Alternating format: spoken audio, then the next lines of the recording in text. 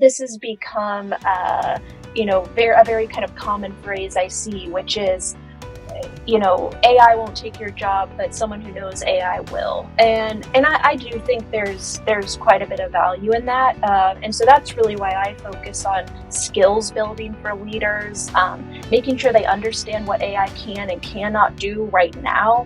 And then thinking about how they can really incorporate AI into the work of their teams to frankly boost morale.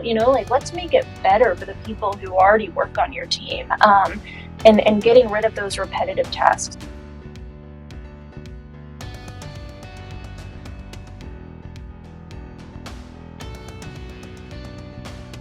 Hello, and welcome to the Dragon Tree Podcast, the show where we talk to great communicators about how they do what they do. I'm your host, Chris Hobson, and today we're speaking with Natalie Moran. Natalie is the founder and CEO of Comms Futurist, a company that helps communications teams navigate the quickly evolving AI landscape. It's a pleasure speaking with you today, Natalie. Yeah, you as well, Chris. Thanks for having me. Thank you so much. Well, today we'll be discussing a topic of great interest to our audience and myself, actually, the role of artificial intelligence in communications. But before we get started or get too far down this road, can you please tell us a bit about what you do at Comms Futurist? Yeah, absolutely. So at Comms Futurist, we help communications leaders stay ahead of the curve. That's really our mission. And the work we do falls into two buckets. One being helping communications leaders and executives position themselves for new opportunities. So that can be building a personal brand, building a LinkedIn presence. Oftentimes, communications professionals, ironically, are not the best self-promoters. And so there is certainly a market for that. And then the second bucket is helping communications leaders and teams benefit from AI and automation tools, and really kind of guiding them through AI adoption so that they can actually benefit from the technology in a thoughtful and ethical and responsible way. Yeah, and you mentioned there right off the top about how communications professionals sometimes have a challenge with self-promotion. So I'm always interested in like the definition that people kind of are driven by. So for yourself, how do you frame communications, or do you have like a favorite definition of it? Yeah, I often like to ask the question, sort of, what don't we do, right? It's such a broad term. I've actually posed this question to my LinkedIn audience. How would you define it? And I got all of these different responses. It was really fascinating from these different comms professionals. But I think really for me, what it comes down to is an ability to zoom in, to zoom out, to think about why we're communicating, what we're communicating, who we're communicating it to, and really kind of leading with curiosity, asking why are we doing X? What are the business outcomes? What are the business goals we're trying to achieve? And how can we communicate, but also beyond that, engage with our different audiences to really achieve our goals. Yeah, and just the key phrase there is different audiences. I find that part of it is just trying to ascertain where your audience is and then trying to meet them there. Yes. And I think AI will help a lot with that, and already is helping a lot with that. So since we're on the topic, since we're defining topics, if we could make a distinction here, because I think it'll be helpful for our discussion going forward, between artificial intelligence, or AI, and so-called artificial general intelligence, or AGI, I think that would be helpful. So how do you kind of look at the distinction there? Yeah, so it's a great question, and I actually like to look at it in three different categories. So artificial intelligence, artificial general intelligence, the AGI you mentioned, and then ASI, or artificial super intelligence. Oh, okay. And so we have these three buckets. So when you think about artificial narrow intelligence, so that's what most people call AI. So that really is kind of a system designed to perform a specific task, right? But it requires human intervention to kind of guide it. So you might think about this from a communication standpoint in terms of a sentiment analysis tool or a content creation assistant, right? So, maybe drafting a press release, or, as far as the sentiment, kind of analyzing social media conversations or news articles, right? So that's artificial narrow intelligence. Then we have artificial general intelligence, and that's really more still pretty hypothetical at this point, although there are different understandings of, are we there yet? When will we get there? And that really is about machines that are capable of understanding and learning and applying intelligence across a wide range of tasks in a way that humans can, right? And to put that into context for communicators, that might be, comprehensive crisis management, for example. So AGI could analyze complex situations, predict public reactions, and then based on those kind of learnings, formulate nuanced responses, right? And so it really is kind of being able to do human level analysis and, taking information here and coming to conclusions here and then acting on those conclusions, right? Then you have artificial superintelligence, also, or ASI. And that really is an intelligence that would surpass human intelligence kind of in all aspects. So think about, deep problem solving, deep creativity, but really doing this at scale. ASI would have emotional intelligence, and again, framing it for a communications professional, it's, maybe developing entirely new forms of communication and engagement strategies that we haven't come up with yet. Really setting new standards in the field. Predicting and influencing public opinion. So anticipating shifts and, intervening to kind of shape perceptions proactively, right? So those are the three kind of ways I like to think about it. That's going to be very helpful, I think, for the way we talk about this. Now, we're already at AI, or like some people also call it like generative AI and things like that. And I've actually heard that we're only a few years at this point away from AGI, and then artificial superintelligence. I have no idea. So how do you think about that? Where do you think we are in terms of AGI, and particularly as it concerns communications, and then the superintelligence part of that? Mm-hmm. How do you think about that? Yeah, I think different experts have different takes on it, which really kind of shows you the degree of unknown there is in this space, right? But I've heard for AGI, 3 years, 6 years, maybe even longer than that. And, as I alluded to, there are even different definitions of what AGI is. So, some people think AGI and they think the Terminator, right? I would more classify the Terminator as ASI, actually. Um, and then as far as ASI, I really, I don't have a great sense of when that would take place. And I think a lot of people, when they think ASI, they usually call it AGI. But no, I mean, to your point, I've heard, the next few years, the next decade. So it'll be interesting to see. Right, and we'll talk about how those different kind of well, because part of your role, or as leader of Comms Futurist, is to kind of prepare people for the future. There's been a lot of fear across most industries, including communications, that AI or AGI will totally replace humans.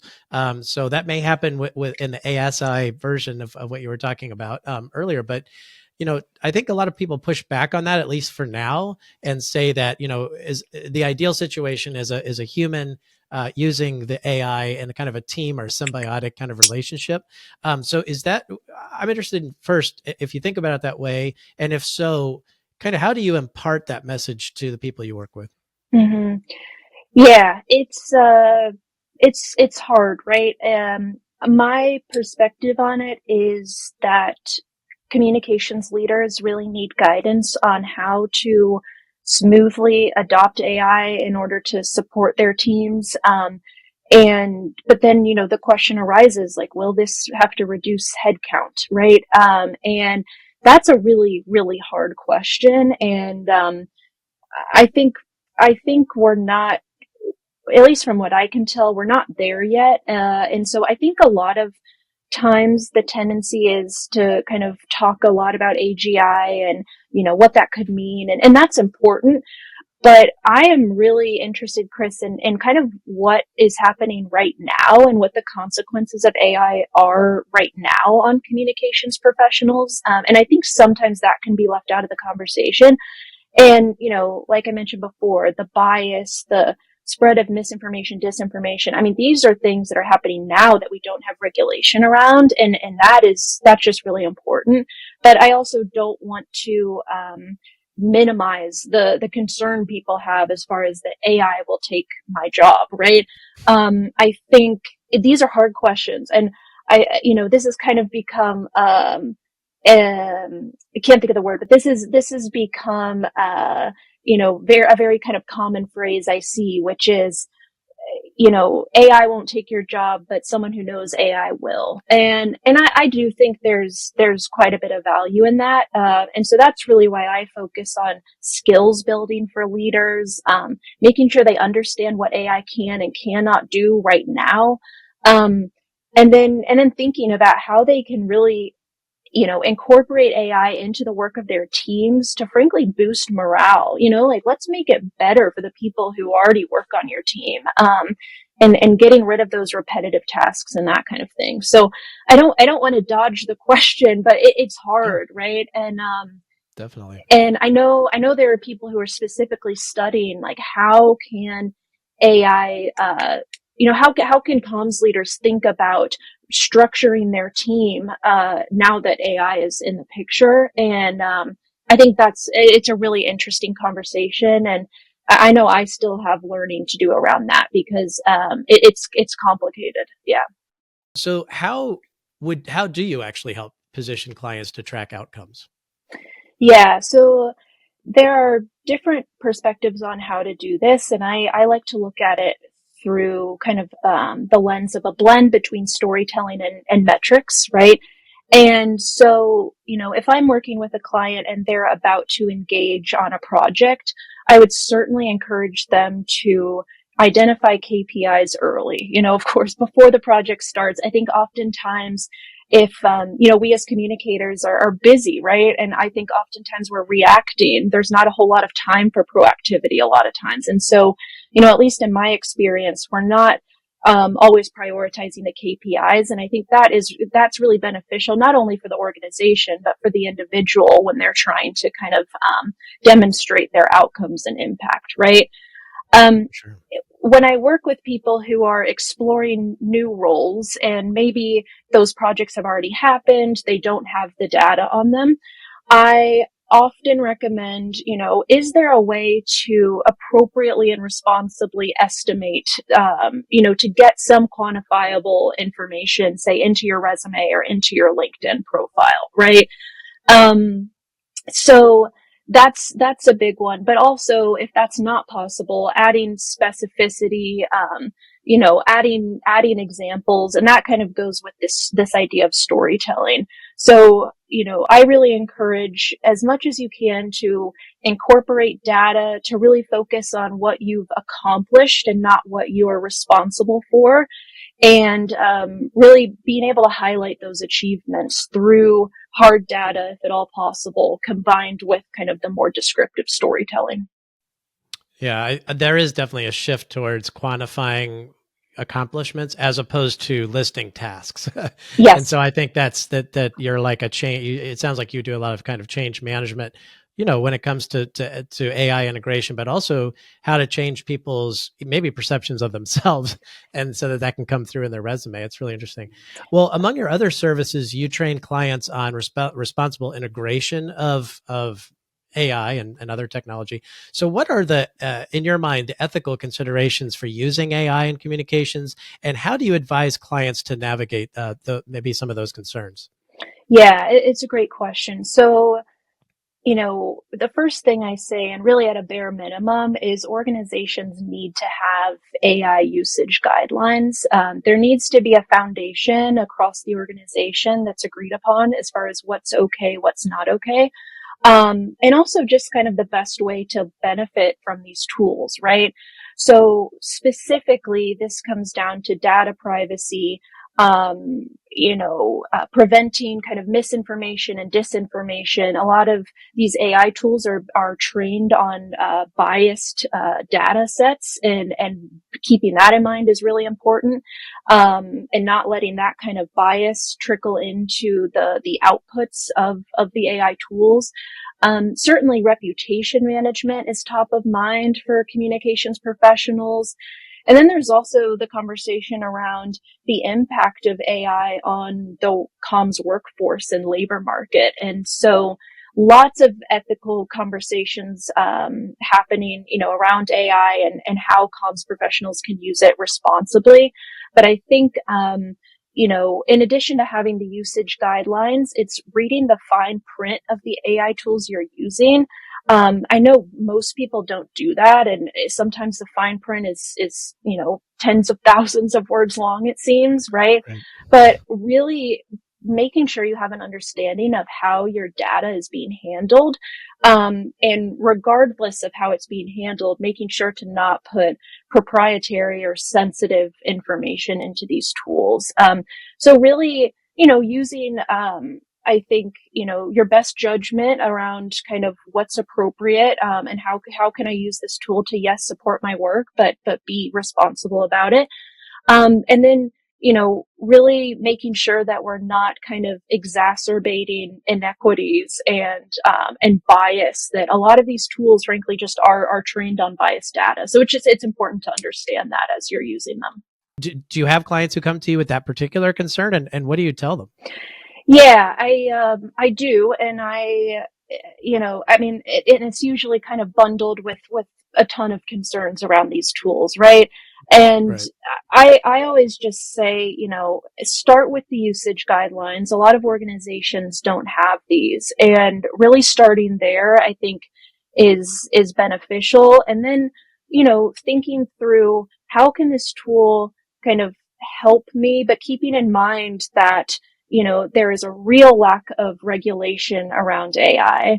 I think we learned this with social media is we don't want to rely on the tech companies, to kind of do this work for us, right? As far as the regulating. And so it really does become kind of a personal individual responsibility of, how are you going to use these tools, to benefit your work and to make your life easier in a lot of ways, right? And maybe kind of to partner with it as a thought partner. I mean, there's so many exciting ways we can use AI, but yeah, a lot of people are concerned about the lack of regulation around these tools. And again, I think it's educating yourself on where the data is going, to your point, where the data is coming from, and then having an agreed upon set of rules as far as kind of how are we using these tools. I really like that framing, and we'll talk in a minute about the partnership that you kind of alluded to there between the technology and the human part of it. But first, I was really struck. I saw a LinkedIn post that you did where you kind of sketched out a scenario, and I really like that. That's like I really like that kind of storytelling approach to AI. So, can you talk about that scenario and just like, is that something that you've actually helped people automate in the real world? Yeah, it is. And the kind of chain of events, yeah, to your point, it would be, a lead fills out a form. Maybe it's while you're eating dinner with your family, right? You're not wanting to Right. check your email, right? But it's maybe a Exactly. high value lead and you want to be available to them. Right. Exactly. So then, within seconds, the lead receives maybe a personalized email with a link to your calendar.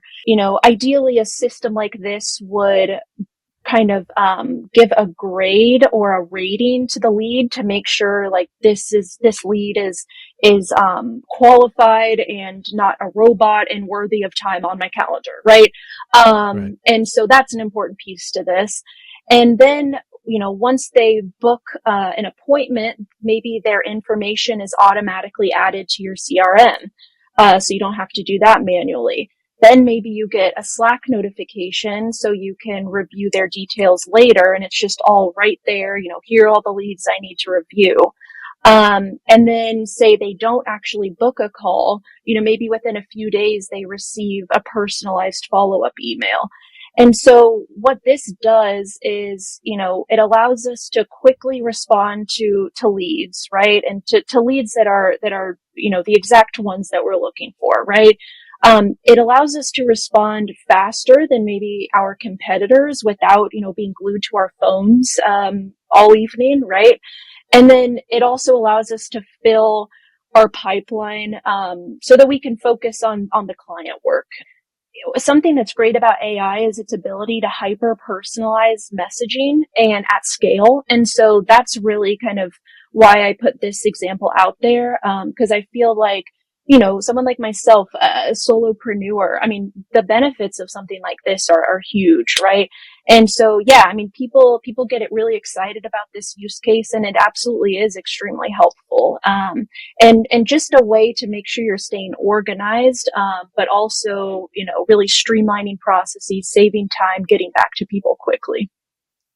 Yeah, and you use some very key words there: organized and quickly getting back to people. I even think, and wrapped up in that is the fact that this kind of like automating those repetitive tasks allows the human to focus on higher level tasks. So I think that's baked into what you were talking about there. But I know that that's definitely the case in other industries. So I come from kind of like a healthcare background, healthcare communications, and I know that there's a lot of specialties out there who are trying AI right now because there's so much of medicine is repetitive tasks. Yes. So if they can somehow automate a lot of that, that actually that's good for all of us, because then that allows, like, for instance, the clinician to spend more time with the patient, correct? Yeah.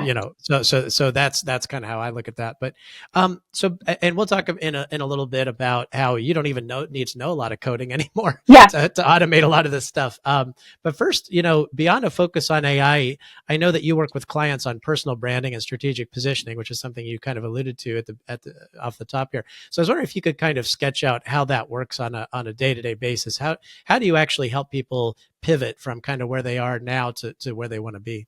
Yeah. So, it's really interesting. So pretty much any communication executive I work with really struggles with, communicating their own value and the value they bring to an organization, right?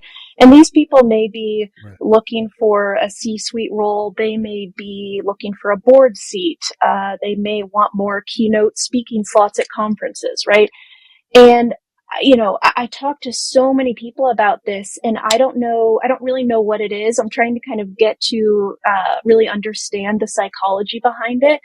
But it's so fascinating that so many of us struggle with this. And so a lot of where my work starts is kind of with some inner work and reflection around, what is the value I bring? Kind of, coming up with your 5 or 10 greatest hits. A lot of people haven't even really thought about that. I mean, maybe they've put bullet points on their resume, but it's like, what are you truly proud of in the work that you do? And where have you moved the needle? I find that comms professionals are incredibly humble, to a fault, and I like working with humble people, right? There's nothing wrong with humility. I think it's a great quality. But when it comes to then needing to promote yourself, that's when it really kind of becomes a hurdle.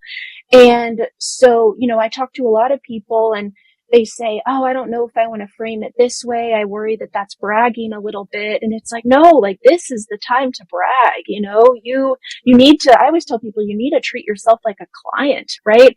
You need to think about your own messaging. And this is really where I come in, is we need to think about your messaging. We need to think about your elevator pitch, your differentiators, which would then lead to maybe some different content pillars for a LinkedIn strategy. What is your niche? What can you bring that maybe other people can't to the conversation? So I'm very passionate about it because I see such a need for it. And I really, I see it holding people back from opportunities that they are more than qualified for. And so that is really, kind of the crux of the work that I do. Yeah, I wonder sometimes about that. If, in our line of work, you have to be rigorously sticking to facts, right? Yes. Especially to avoid the misinformation and disinformation you kind of mentioned earlier. And I wonder if when it comes to promoting ourselves, we're almost, not that, there is space to tell a story. And I wonder if sticking too close to the facts, I'm not suggesting going beyond the facts, Yeah. but I'm saying thinking creatively about what we may have accomplished, it is sort of held back sometimes by, unless I can quantify every last little thing, I really shouldn't even mention it. Yes, totally. Is Totally. that part of it? It is. Yeah. And I talked to someone the other day and she said, I worry about posting on LinkedIn because, what if I post something and then I pick my phone back up 30 minutes later and it's gone viral for the wrong reasons? I said Right. something wrong.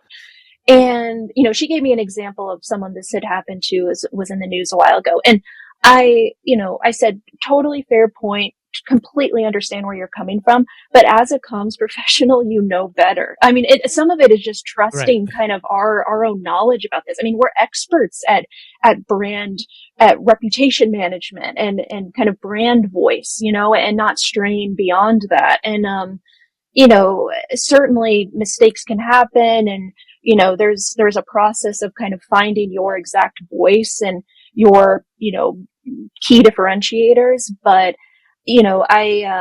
I just really believe in building a personal brand. I think it's extremely important. I think in a lot of ways, LinkedIn is kind of the new resume and, people need to be building thought leadership on LinkedIn in order to be noticed for these different opportunities. I think you're absolutely right that LinkedIn is the new resume. And I've actually talked to people who've gone so far as to say they are very keyed into like SEO keywords, even like they take it to this whole other level that, I think a lot of us didn't even think about a few years ago, Mm-hmm. because that actually is showing up oftentimes at the top of search results, even like your LinkedIn profile Yes. before anything else. So it's really a key consideration. So you talked about, so up to this point, you've talked about kind of helping people with career transition, maybe going from a certain job to like the C-suite or kind of like take, that career ladder. But what about people with all these waves of layoffs going on everywhere, both in the public and the private sector? Has this affected your client base at all? Do you see more people coming in, who are simply have been laid off? And I'm wondering if so, do you advise them differently if they come from one sector versus the other? Yeah, so I'll share this with you, just to kind of give you a sense of the scope of what I'm seeing. So I recently posted on LinkedIn offering 5 pro bono coaching slots to comms professionals who'd been recently laid off, right?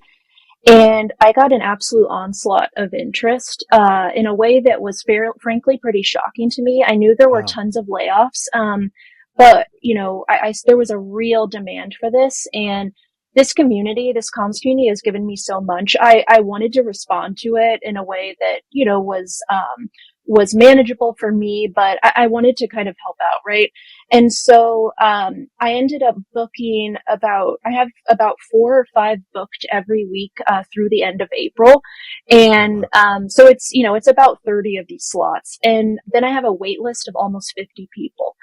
Oh, goodness. And so if that kind of, gives you a sense of the scale that we're talking about, yes, I have these calls and they are challenging, right? Because a lot of these people are just they're applying for jobs and they're not hearing back at all. And it's very, demoralizing, right? And so this is absolutely, it's across professions, it's across sectors, but it is absolutely impacting comms people.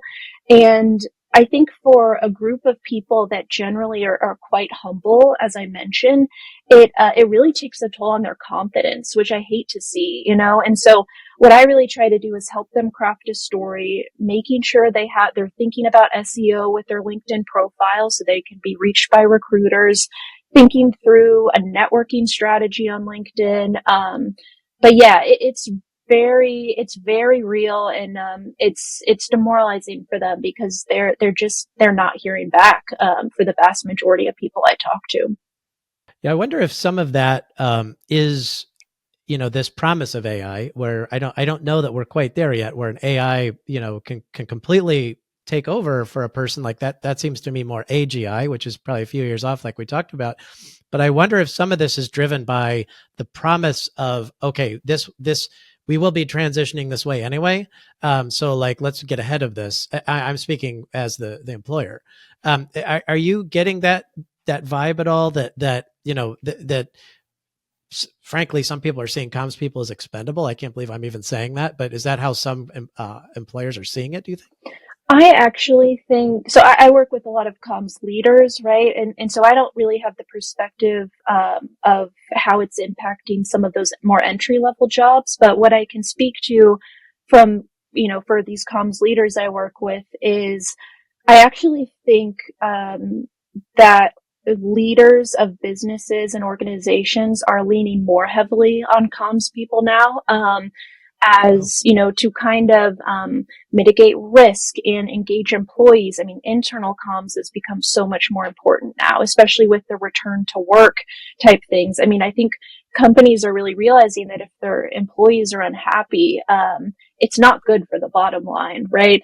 And so, I, I'm sure there is some of what you're describing, but it's hard for me to, I'm still kind of navigating and trying to wrap my head around it because I think there is this extreme demand on comms professionals. And, I see all of this research around the burnout that comms professionals face. And that's why I started Comms Futurist is because I realized that these AI and automation tools can really support comms professionals we have so much on our plates. We get bogged down by these tasks, like you said earlier, that can be automated, so many repetitive tasks. And, I think we're a creative people too. And so being able to do more of that work is, as I'll speak for myself, it's what makes me happy and fills me up. Right. And so, I'm still trying to wrap my head around that, frankly, as far as kind of where the demand lies, because I do think there's a real kind of reliance on comms people, and in some ways more than ever. But at the same time, there are tasks that comms people have traditionally done that these AI tools can now do. So it does pose the question of where does the profession go from here? And that's certainly an open question that I kind of ask myself every day. I'm really glad you brought up the idea of internal communications because I think even maybe 5, 10 years ago, that wasn't so much of a job description for a high level communications person. It's actually gotten to the point where I see it as some people even like specialize in internal communications, Yes. and then they have their external communications person too. So I don't know. I'd really be interested in your thoughts on this because I almost feel like it may be a generational thing, and if so, maybe people who are more seasoned in their careers who think of it as, oh, that's just the younger generation, maybe you need to sit up and take notice that this is just the way it is now. How do you think about that? Yeah, I think in a lot of ways, Gen Z and quote unquote younger millennials are really pushing. They have a certain level of expectation for what work looks like, and I think that is really what's driving it. Yeah, I mean, it really goes back to kind of the remote work expectation, right? I mean, that's something that's new, in this world to be so kind of such a ubiquitous kind of expectation across sectors and positions, right? Um, but I think it's interesting. I do think from the younger generations, there are certainly pressures. And I think as a result of that, C-suite executives are exploring more. I mean, what does it mean to have an engaged employee and then realizing that is good for the bottom line, right? And good for culture. And culture is so important when hiring and retaining people. I mean, they're just, it's, internal comms is so important. I work with a lot of internal comms people and they sometimes worry about, pigeonholing themselves into just internal comms. And I mean, I always encourage them, like, if that's your niche, go for it. I really believe in niching down. And if that's your niche, I think it's great. And to your point, there are so many more roles now that are specifically around internal comms. So, I think it's only going to become more important. And, yeah, I think the market is telling us that it's valued more than it ever has been. Yeah, and the more you talk, I'm sitting here thinking, I think internal communications used to be the domain of like human resources, Exactly. Yes. and but now it's like you said, niche down, and there's Mhm. people who that's their whole deal is they do internal comms. Yeah. It's interesting to see how that's evolved over the years. Yeah. Yeah. I Yeah. like to think about skills that so say I've talked to executives who did a lot of digital transformation work, right? Back when everything was becoming, say in healthcare, everything was becoming digitized, everything turned to electronic, right? And someone told me the other day, he said, I worry that that's an outdated skill that I shouldn't be highlighting. And I said, I hear you, but I have a completely different take on it. And that is, look at us now with AI and automation. We need people like you who have helped shepherd employees and audiences through a digital transformation like this, right? I mean, there's such a change management is such an important piece of this. And if you are saying that, you did this, successfully, back when things were becoming digitized, then great. I mean, those skills are transferable. And so just wanted to add that in as I think that's a useful skill too, that's becoming more important. Yeah, and something you talked about earlier was crisis management, and I almost feel like the inverse of crisis management is change management, Yes. because one happens immediately, and then the other happens over the course of a kind of a long time. And it's interesting that those those two skills can exist in the same person, and actually that's becoming the expectation. I think that they do exist in the same person. Mm-hmm. So I'm glad you brought that up. So I want to talk about the extent to which your clients are technically savvy, because you do talk so much about AI and change management. I imagine your clients sit somewhere on a spectrum where all the way on one end, some know how to code, and all the way on the other, they have no idea how to code. So how do you, when we talk about automation, and you're talking, I think to some extent about like maybe no code automation, but even in that case, it can be a little bit intimidating. How do you handle that with your clients? Yeah, so there are different approaches, and different offers that I have.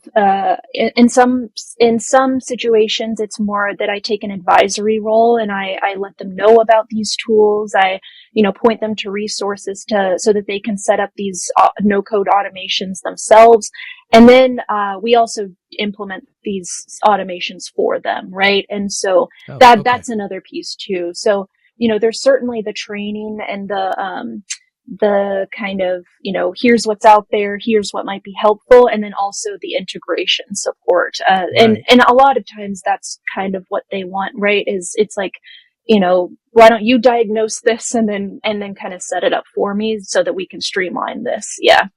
Absolutely. Then probably to some extent training on the back end where, they can kind of take it from there, and you don't have they don't have to completely rely on you going forward. That seems to probably be the continuum there. Yeah, Um, exactly. Yeah. And have you gotten usually what sorry? happens then is that they kind of understand then what's possible, and they identify other automations they want, right? And Oh, so that's kind of an interesting part of it too, is it opens their minds, so to speak, as far as, oh, we automated this. I think we also have this other process that I realized this would also be a great use case. you've actually started this a LinkedIn webinar series, and it starts on April 2nd, and it goes through at least part of May. So I was wondering if you could talk a little bit about what you have planned for that. I think this video may come out a little bit late for people to catch or for people to register, for the first one, but for the subsequent ones, can you just kind of talk about those, and how they can find more information on how to register? Yeah, so this is something I had posted about on LinkedIn, letting people know I was thinking about doing this series on comms and AI. And the response was fairly overwhelming, in a great way, right? And so again, it's kind of like I wanted to follow that demand and kind of give people what they're asking for, right? And so I have a lot of great AI and comms experts who I'm bringing in to talk on a bunch of different topics. One will be specifically on how comms agencies and PR firms can think about incorporating AI into their work. Another one will be on public affairs, which is really interesting, as far as kind of what's even possible with AI from a public affairs perspective. And then also talking about those different perspectives and mindsets around AI, which really is where the change management comes in, right? How does a comms leader manage a team of even 4 people when one of them is intimidated by AI, one feels overwhelmed by it and threatened by it, one person is super excited about it, and someone is like, oh, I'm far enough in my career, I don't need to learn it, right? And so that is really an interesting, topic. And then, Yeah, we'll do some more about comms, basically AI skills development for comms professionals. And something tells me it won't stop there because there's been a lot of interest, but that gives you kind of an idea. Yeah, thank you so much, and we'll put a link to register if as they come available in the show notes for this show. I think that's a great place to leave it, Natalie. If anyone wants to continue this important discussion, where can they find you? Obviously, LinkedIn. Yeah, Is there anywhere else that you suggest they go? yeah, LinkedIn's the best place. And my personal LinkedIn, Natalie Moran, is the best place to go. And feel free to connect with me, send me a message. I'm always looking to engage with more members of this community. So, but yeah, Chris, this was great. So thanks for having me. Thank you, Natalie. Really appreciate your time. Yeah. Good luck with everything. Thank you, you too.